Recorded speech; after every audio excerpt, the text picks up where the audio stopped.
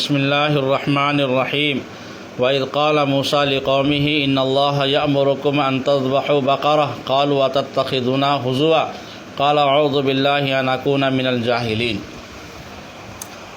موسیٰ علیہ السلام کے قصوں میں قرآن نے جو قصہ بیان کیا ہے، ایک ہے ذبح بقرہ کا واقعہ، جس کی مناسبت سے سورہ بقرہ نام رکھا گیا۔ گائے کے ذبح کرنے کے قصے کو بیان کیا ہے۔ بنی اسرائیل میں ایک واقعہ ہوا تھا۔ قصص القرآن انبیاء میں علامہ ابن کثیر رحمۃ اللہ علیہ نے حضرت ابن عباس رضی اللہ تعالیٰ عنہ سے نقل کیا ہے کہ بنی اسرائیل میں ایک شخص تھا بہت مالدار، اس کی کوئی اولاد نہیں تھی،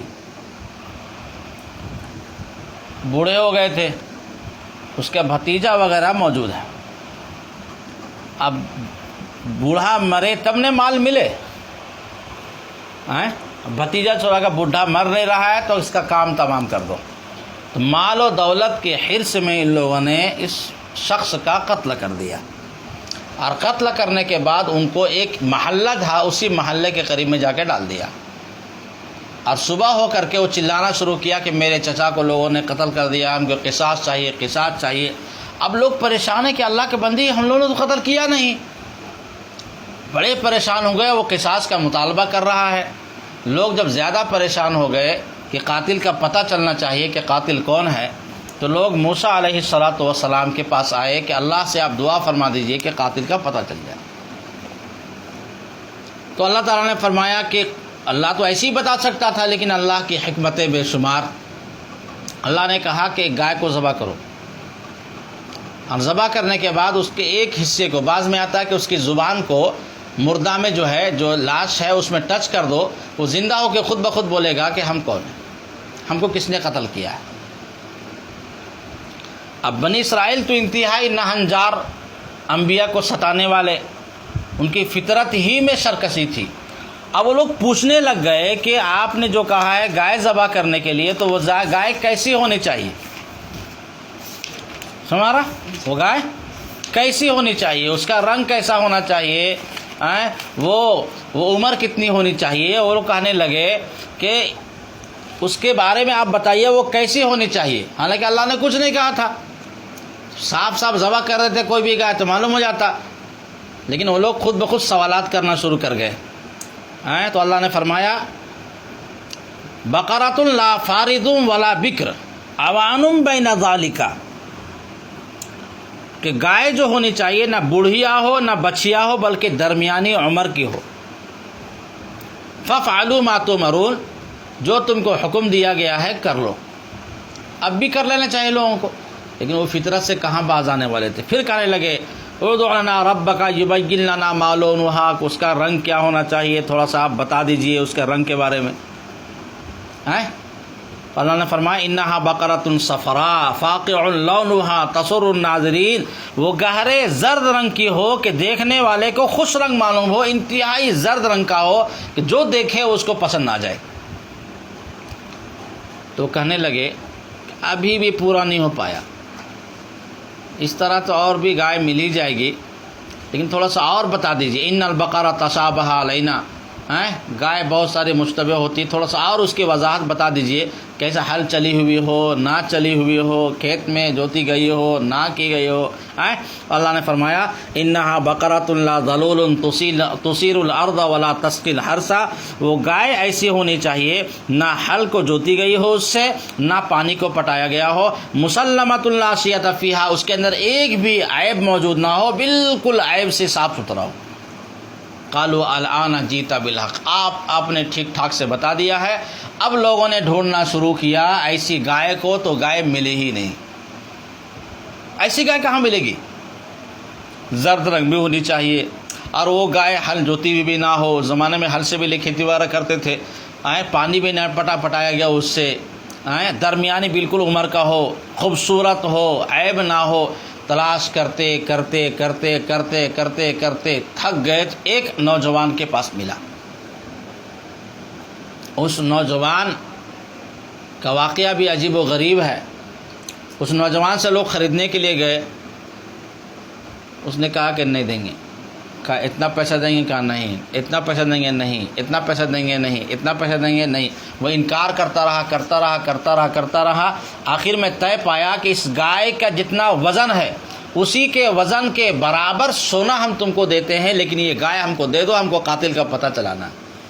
چنانچہ اس گائے کے وزن کے برابر، بعض روایتوں میں آتا ہے کہ اس پہ وہ انکار کرتا رہا. اس گائے کے 10 گنا وزن کے برابر پہ وہ تیار ہوا اور اس کے بعد اس گائے کو بیچا. جس گائے کا جتنا وزن ہے اتنے وزن پہ جو ہے وہ تیار 10 گنا. اس کو قصص الانبیاء میں علامہ ابن کثیر رحمۃ اللہ علیہ نے نقل کیا ہے. لوگ لائے اور لانے کے بعد اس کی زبان کو یا کسی بھی عضو کو اس کو ٹچ کیا تو فوراً وہ زندہ ہو گیا، اور زندہ ہونے کے بعد اس نے کہا کہ مجھے میرے بھتیجوں نے قتل کیا ہے. قاتل کا پتہ چل گیا. اب اس واقعے میں اصل جو سمجھانے کا اللہ نے جس واقعے کو بیان کیا ہمارے سامنے، وہ چیز کیا ہے؟ اصل چیز کیا ہے کہ بنی اسرائیل میں اللہ نے گائے کو ذبح کرنے کا حکم کیوں دیا؟ اللہ تو ایسے ہی بتا سکتے تھے کون کیا ہے نہیں کیا ہے. وجہ یہ ہے کہ بنی اسرائیل نے جو بچڑا کا پوجا کیا تھا میدان تیہ میں، تو ان کے دلوں میں کسی نہ کسی اعتبار سے گائے کے بارے میں کچھ نہ کچھ عظمت تھی. تو اللہ نے کہا گائے کو ذبح کرو تاکہ تم کو پتہ چل جائے کہ جس کے بارے میں تم سمجھتے ہو کہ یہ معبود ہے یا فلاں ہے یا فلاں یا فلاں یا دیوتا ہے، اس کو ذبح کر دو گے. اپنے ذبح کرنے میں وہ روک نہیں سکتا ہے. جب تم اس کو ذبح کر سکتے ہو، اس کو مار سکتے ہو، اگر وہ نفع نقصان کا مالک ہوتا تو اپنی ذبح کو روک سکتا تھا. ارے بس تو گائے کی عظمت کو نکالنے کے لیے، غیر اللہ کی عظمت کو نکالنے کے لیے اللہ نے بنی اسرائیل کو کہا کہ تم گائے کو ذبح کرو. ارے نہیں سنوا رہا. اب کوئی کہہ سکتا ہے پھر گائے کو جب ٹچ کیا گیا تو وہ آدمی تو زندہ ہو گیا، تو گائے نے کچھ نہ کچھ پاور ملا؟ کہ نہیں. اگر گائے میں اتنا ہی پاور ہے تو وہ خود زندہ کیوں نہیں ہو گئی؟ گائے میں اتنا ہی پاور ہے تو خود زندہ کیوں نہیں ہوگی؟ وہ اللہ نے معجزہ کو ظاہر فرمایا موسیٰ علیہ السلام کے ہاتھ سے کہ تم اس کو ٹچ کرو گے تو ہم اس آدمی کا کر دیں گے، زندہ کر دیں گے. یہ پس منظر ہے کہ بنی اسرائیل کو گائے کے ذبح کرنے کا حکم دیا گیا تاکہ لوگوں کے دلوں سے جو گائے کی محبت آ گئی تھی بچڑا کے پوجا کرنے سے، اور بچڑا کو بنایا تھا بنی اسرائیل نے، اس غیر اللہ کی پرستش جو لوگوں نے کیا تھا اس کی عظمت کو نکالنے کے لیے اللہ نے گائے کو ذبح کرنے کا حکم دیا. بیچ میں ایک اور جو آدمی کے پاس وہ گائے ملی، وہ لڑکا اس کا باپ کا انتقال ہو چکا تھا، والدہ اس کے گھر میں تھی. ماں کی خدمت کے لیے وہ کہیں جاتا نہیں تھا باہر، صرف گھر میں پڑا رہتا تھا. بس اپنا تھوڑا بڑا کام کیا ماں کی خدمت کے لیے، کہ ماں کی خدمت کے لیے ہم کہیں نہیں جائیں گے. وہ نوجوان اپنی تمام خواہشات کو، جذبات کو، سب کو دبا کر کے دنیا میں جس طرح لوگ چہل پہل کرتے ہیں، سب کو صرف ماں کی خدمت کے لیے گھر میں رہ گیا. اس ماں کی دعا کی برکت سے اور ماں کی خدمت کی برکت سے اللہ نے اس کو یہ صلہ دیا کہ 10 گنا وزن کے برابر اللہ نے اس کو سونا عطا فرمایا. یہ ماں کی خدمت کا بدلہ ہے. آج ہم دور دور جاتے ہیں مزاروں میں جا کر کے، اور دور دور جا کر کے اپنے دعائیں کراتے ہیں کہ فلاں بزرگ کے پاس جائیں گے، دعا کرائیں گے. ماں اور باپ سے بڑا بزرگ کوئی نہیں ہے. اگر اپنے ماں باپ سے انسان دعا کرنے کی درخواست کرے، اور ماں کا آنچل اگر اٹھ جاتا ہے اپنے بچے کے بارے میں کہ اللہ میرے بچے کو کامیاب کر دے، اس کی پریشانی کو دور کر دے، اس کی دعا کو اللہ رد کبھی نہیں کر سکتے. لیکن ہم ماں باپ کی عظمت کو نہیں جانتے ہیں، اس کی خدمت، اس کی جس طرح قدر کرنی چاہیے، جس طرح سے خدمت کرنی چاہیے، اس طرح قدر نہیں کرتے ہیں. حدیث پاک میں آتا ہے کہ عمر اور روزی میں برکت ہوتی، اگر چاہتے ہو تو ماں باپ کی خدمت کرو.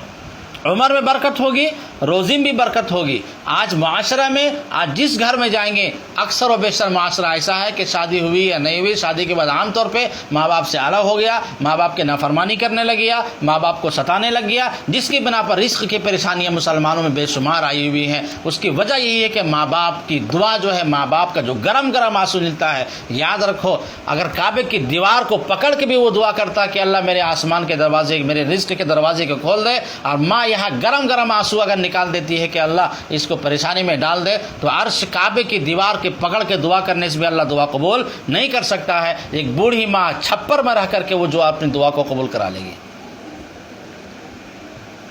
اس لیے ماں باپ کی نافرمانی کبھی کرنی نہیں چاہیے۔ ماں باپ سخت سست جو کہے وقفض لہما جناح الذل، اللہ فرماتے ہیں کہ اپنے بازو کو نرم کر لو، بازو کو نرم کر لو۔ ماں باپ کے بڑھاپے میں ہو سکتا ہے کہ بوڑھا ہونے کے بعد انسان کے قوا میں کمزوری آ جاتی ہے، زبان میں سختی آ جاتی ہے۔ جس طرح تمہاری سختی کو اس نے برداشت کیا ہے بچپن میں، تمہارے ایک ایک جملے کو، تتلاہٹ زبان کو ماں باپ سب کچھ سمجھتا تھا، اس طرح سے تم کو بھی سمجھنے کی کوشش کرنا چاہیے۔ آج جب بچہ پڑھ کے آتا ہے بولتا کیا بڑھیا بولتی ہے، ہم کو سمجھ میں نہیں آتا ہے، لیکن تتلاہٹ زبان میں جو ماں تم بولا کرتا تھا اس کو بھی ماں سمجھ جایا کرتی تھی کہ بیٹا کو بسکٹ چاہیے یا پانی چاہیے۔ اور آج کہتا ہے کہ ہم ماں باپ کے بد زبان کو سمجھ نہیں پاتے ہیں۔ ارے بات سمجھ میں آ رہی ہے؟ تو یہ ماں باپ کی عظمت ہے۔ اللہ کے بعد اگر قرآن کہتا ہے اعبدوا اللہ ولا تشرکوا بہ شیئا، تو اللہ فوراً کہتا ہے وبالوالدین احسانا، اللہ کی عبادت کرو، اللہ کے ساتھ کسی کو شریک مت ٹھہراؤ، اور فوراً اللہ کہتا ہے وبالوالدین احسانا، اور ماں باپ کے ساتھ اچھا سلوک کرنا، ماں باپ کے ساتھ اچھا سلوک کرنا۔ عبادت خدا کی ہے، خدمت ماں باپ کی ہے۔ جو ماں باپ کی دعا کو لے گا وہ دنیا میں بھی سرخرو ہوگا اور آخرت میں بھی کیا ہو جائے گا؟ سرخرو اور کامیاب ہوگا، کبھی وہ ناکام نہیں ہو سکتا ہے۔ یہ ماں باپ کی خدمت کا صلہ اللہ نے اس کو دیا ہے، صبر سے کام لیا ہے، مشقت سے کام لیا ہے، اللہ نے یہ صلہ دیا ان کو کہ اللہ نے 10 گنا برابر سونا اس کو عطا فرمایا۔ بات سمجھ میں آ رہی ہے؟ لیکن یہ معاشرہ ہمارا بالکل برباد ہو چکا ہے۔ اس کی وجہ یہ ہے کہ ہمارے یہاں دینی تعلیم نہیں ہے۔ بچہ ABCD پڑھتا ہے، وہ جانتا ہی نہیں ہے کہ کیا ماں باپ کے حق ہوتے ہیں، رشتہ داروں کیا کیا حقوق ہیں۔ قرآن سے تو غافل ہے، قرآن کا ترجمہ صرف پڑھوا لیا، ناظرہ پڑھوا لیا، کہاں عربی پڑھ لیا، قرآن میرا بچہ ختم کر لیا، میری بیٹی ختم کر لیا قرآن پاک۔ کیسے ختم کی بھائی؟ نہ قرآن کا ترجمہ وہ جانی، نہ اس کے مفہوم کو پڑھی، نہ اللہ ہم سے کیا مطالبہ کر رہا ہے۔ قرآن سے لوگ غافل ہو گئے ہیں، اور خاص طور پہ علماء بھی اس سے دور ہو گئے ہیں کہ قرآن کی تفسیر سے علماء کافی دور ہو گئے۔ دیگر علوم میں تو خوب زور دیتے ہیں، لیکن قرآن پاک کی تفسیر میں کم سے کم ترجمہ ہی آدمی پڑھ لے، لیکن اس سے علماء کیا ہو گئے؟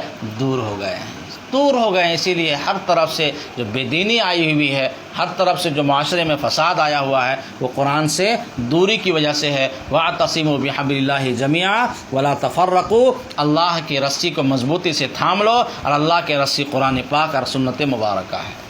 دو چیزوں کو انسان تھام لے گا، معاشرے میں پرسکون ہوگا، اور ہر انسان ہر ایک کے حقوق کو ادا کرے گا۔ آج جو دو برابر دارالقضا میں کیس آتا ہے، میاں بیوی کے معاملہ ہوتا ہے، اس کی بنیادی وجہ یہ ہے کہ نہ بیوی شوہر کا حق ادا کر رہا ہے، نہ شوہر بیوی کا، دونوں میں سے کوئی حق ادا نہیں کر رہا ہے۔ جب حق ادا نہیں کرے گا تو آپس میں جھگڑے جھنجٹ ہوں گے ہی ہوں گے۔ بہرحال کہنا یہی تھا کہ اللہ تعالیٰ نے سورہ بقرہ میں یہ واقعے کو بیان کیا، ہمیں بھی سبق ہم کو یہ دیا ہے کہ غیر اللہ کے بارے میں کبھی بھی نفع نقصان کا مالک اس کو نہیں سمجھنا چاہیے۔ اور یہ واقعہ ساتھ میں یہ بتایا کہ ماں باپ کی خدمت کرو گے تو اللہ دنیا میں بھی دولت سے نوازے گا اور آخرت میں بھی دولت سے نوازے گا۔ ارے بات سمجھ میں آ گئی؟ بھیا اللہ نے کہا کذالک یحیی اللہ الموتى ویریکم آیاتہ لعلکم تفلحون، اللہ نے فرمایا دیکھ لو اسی طرح سے ہم مردوں کو زندہ کریں گے، جس طرح ابھی ہم نے زندہ کیا ہے اس کو، اسی طرح سے تم کو مرنے کے بعد ہم کیا کریں گے؟ زندہ کریں گے۔ یہ اللہ نے اپنی قدرت کو مظاہرہ فرمایا کہ مرنے کے بعد ہم دوبارہ تم کو زندہ کریں گے، اور جو تم نے کیا ہے دنیا میں اس کا ایک ایک بدلہ تم کو مل کر رہے گا۔ ویریکم آیاتہ لعلکم تعقلون، اور اللہ تم کو اپنی نشانیاں دکھلاتا ہے شاید کہ تم عقل سے کام لو، سوچ سے کام لو۔